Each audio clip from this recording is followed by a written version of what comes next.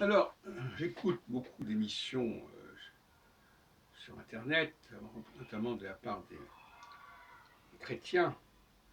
Et alors, un des exercices les plus étonnants auxquels j'assiste, c'est la question du Fils de l'homme. Alors là, franchement, c'est extraordinaire. Ces gesticulations autour de ce terme. Il est un fait que l'expression Fils de l'homme n'est pas le même statut dans les livres d'Ézéchiel ou d'Isaïe et dans le livre de Daniel. Pas du tout. Et ça crée un problème. Quand Dieu s'adresse à Ézéchiel, il l'appelle Fils de l'homme. Je prends Ézéchiel, je pourrais parler d'autres prophètes. Il appelle Fils de l'homme. Alors pourquoi est-ce que Dieu appelle son prophète Fils de l'homme? Ben Adam. En tout cas, c'est un titre qui n'est pas banal, quelque part. Pourquoi appeler le prophète spécialement Fils de l'homme? Même si l'expression n'est pas employée, curieusement d'ailleurs, dans l'Exode, et même dans le Pentateuque. Moïse n'est pas appelé Fils de l'homme par Dieu. Alors que d'autres prophètes, les prophètes sont appelés couramment ainsi. Vous n'avez qu'à regarder, c'est même pas qu'ils sont appelés, ils sont interpellés de cette façon. Ô toi, Fils de l'homme. Et curieusement, ceux qui nous parlent du Fils de l'homme dans Daniel 7, 7e chapitre, ne mentionnent pas les autres usages de Fils de l'homme à l'intention des prophètes.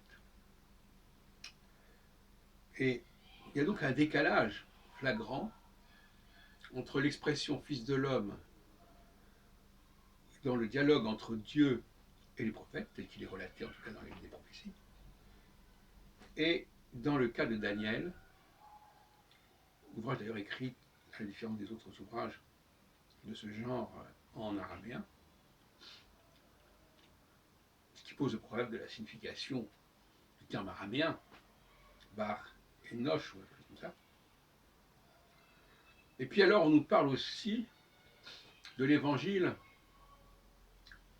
je crois que c'est peut-être l'expression, je ne suis pas sûr, l'évangile d'Enoch, qui n'a pas été conservé dans le canon biblique, mais qu'on trouve dans le canon éthiopien, christianisme éthiopien.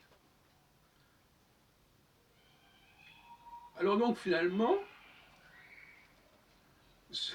d'ailleurs ça a beaucoup intéressé Daniel Boyarin, cette lecture de Daniel. Finalement, on veut nous montrer, mais c'est tellement pathétique que ça a fait pleurer presque, que Fils de l'homme, ça n'est pas l'homme. Mais en revanche, il y en a qui disent, mais Fils de Dieu, lui, ah là là, oui, ça revient à l'homme. Donc finalement, on nous explique que Fils de Dieu, c'est l'homme, et Fils de l'homme, c'est Dieu. Enfin, j'exagère un peu, mais c'est un petit peu ce genre de gymnastique ahurissante à laquelle il faut assister.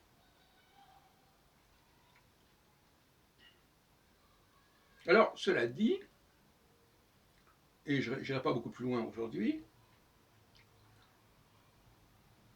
comme dit Boyarin, de toute façon, quand Jésus parle de Fils de l'homme, il n'en parle pas peut-être de la façon dont on en parlait avec les prophètes. Peut-être qu'il est marqué par Daniel. C'est possible. À ce moment-là, il y a donc deux conceptions du Fils de l'homme qui n'ont rien à voir. Et à ce moment-là, on peut se demander si justement Jésus n'est pas influencé par le livre de Daniel. C'est quand même de date de plusieurs siècles avant. parle de la fin de la captivité de Babylone, au VIe siècle. Bon, donc, on en revient toujours au même problème. Il y a toujours des faux débats. Est-ce que Jésus existe ou pas? Pourquoi pas?